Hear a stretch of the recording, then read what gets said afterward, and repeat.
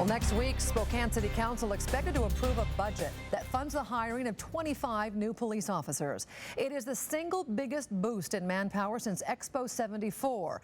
So the question is, what are we getting for our money? Well, KXLY4's Jeff Humphrey went working for you in Western Washington at the Criminal Justice Training Center in Burien. And Jeff, what are rookie cops learning these days? Well, Nadine, just earlier this year, training shifted away from a military model to a peacemaker concept that seems more appropriate for Spokane neighborhoods. Recruits are told the U.S. Constitution is their playbook, and the most valuable tool in their duty belt is their integrity. The daily 7:30 flag ceremony here at the Police Academy in Burien is part of a long-standing tradition. So is the marching and formation, but after decades of training up cops the same way we do our soldiers, Washington State wants to get away from the warrior model. If you start out looking for a fight, you're probably going to get one. Training Center Director and former King County Sheriff Sue Rahr worried since warriors conquer people and ideally police protect them, it was time for a change. And if you approach every situation as if you're ready to go to war, you're likely to go to war.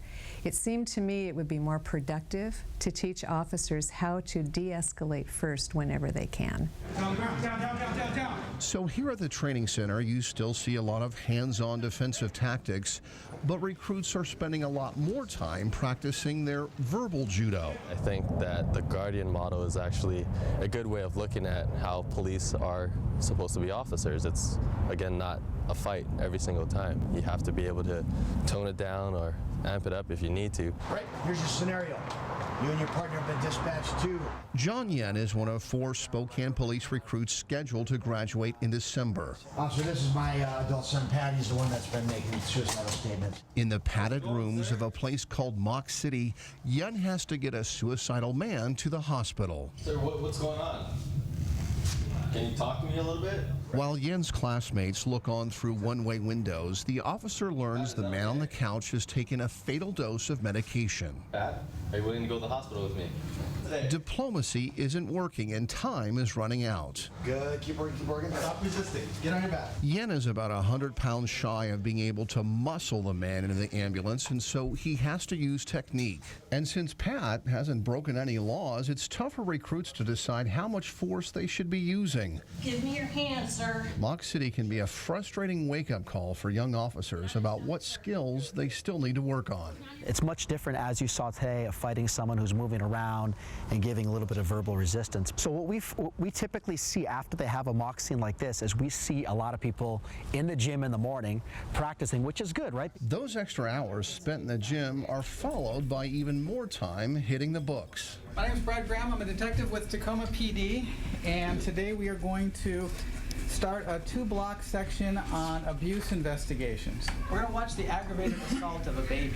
Detective Graham warns recruits the video made by a camera hidden near the child's crib is disturbing.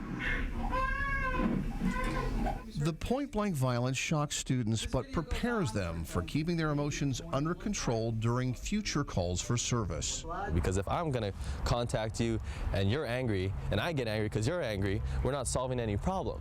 Problem solving starts with respect. Even desktop name tags remind recruits how to treat the people they are serving. There are times where action needs to be taken immediately, and we're all about that here at the Academy. But one of our basic things that we want to talk to people about here and model that is showing people respect, is being cool with people. Get it up there, keep it going, let the car just glide around the corner. Nicely done. Recruits are still learning how to drive fast. This maneuver allows them to dodge behind their dash to avoid incoming gunfire while making a speedy escape. What's my muzzle pointing at and what's my finger doing? They spend a lot of time on the range learning firearm safety skills, and will get more training back here in Spokane.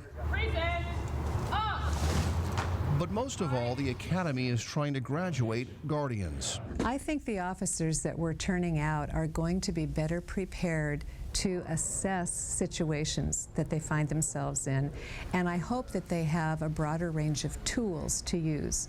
And perhaps the most valuable tool will be the officer's integrity. Recruits are reminded of those values every time they walk on campus. part of protecting and serving is not only protecting people from danger, but it's also protecting their rights civilly. And I think that integrity walk keeps us in line of what we are here to do and why we are here to do it. And so Officer Yen and 3 other Spokane recruits are expected to graduate in December, spend several more months answering calls for service in the same car with a field training officer who will make sure these rookies are truly ready for the job, and then they'll start earning their keep on the night shift. And speaking of rookies, Jeff, full disclosure here, your son is at the academy. Yeah, the sheriff swore him in September, and having seen this training firsthand, his mother and I are a little bit more comfortable with that. But it is a dangerous job. Sure it is. And you can get hurt pretty quickly if you don't have the right stuff.